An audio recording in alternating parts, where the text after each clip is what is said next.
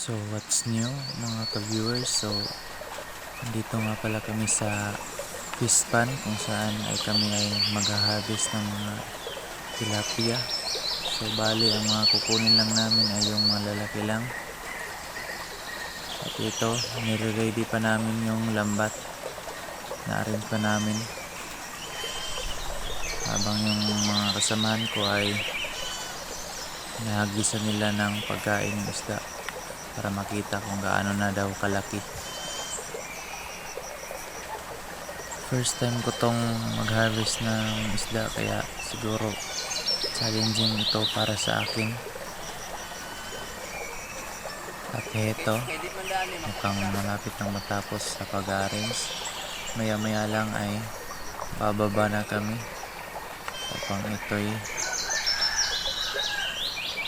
ilagay na at para mahihuli na yung mga isda. Sisikupin na namin.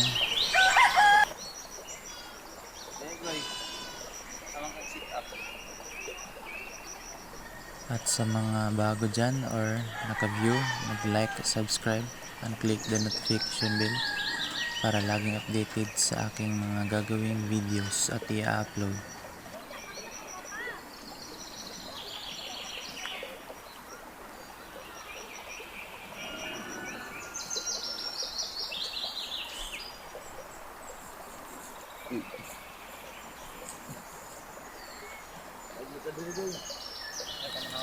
At heto na kami na ibababa dito sa tubig para simulan ang pag-harvest sa mga tilapia na malalaki.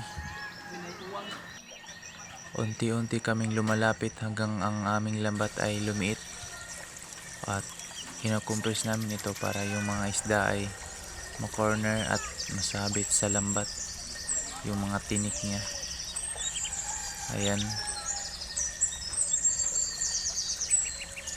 napaka-challenging nito para sa akin kasi first time kong mag-harvest ng mga tilapia. Ito yung unang-una kong pag-harvest ng isda. Pero mas nag-i-enjoy na lang din ako at masaya din. At ito, palit na kami at nararamdaman na namin dyan na marami kaming nahuli. Ayan. At humingi ako ng pasensya kasi hindi ko malapit ito camera ko doon sa isda para makita ninyo kung gaano kalaki. Ayan, iaakit na namin ito para kunin sa lambat.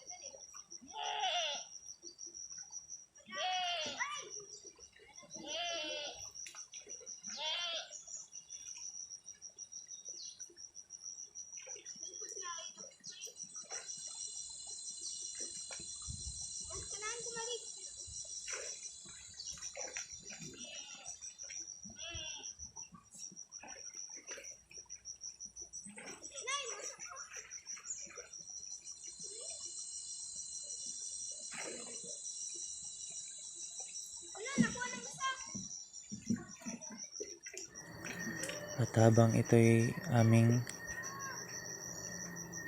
inilagay sa taas, so at pagkuha namin sa mga isda ay sobra talaga akong nahirapan kasi hindi pala madaling kunin ito sa lambat dahil kakapit yung mga tinik nila sa mga butas ng lambat.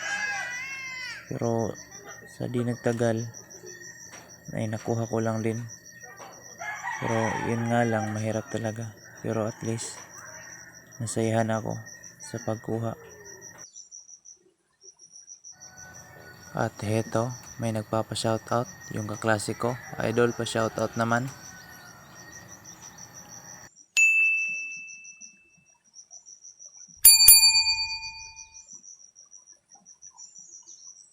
Thank you for watching.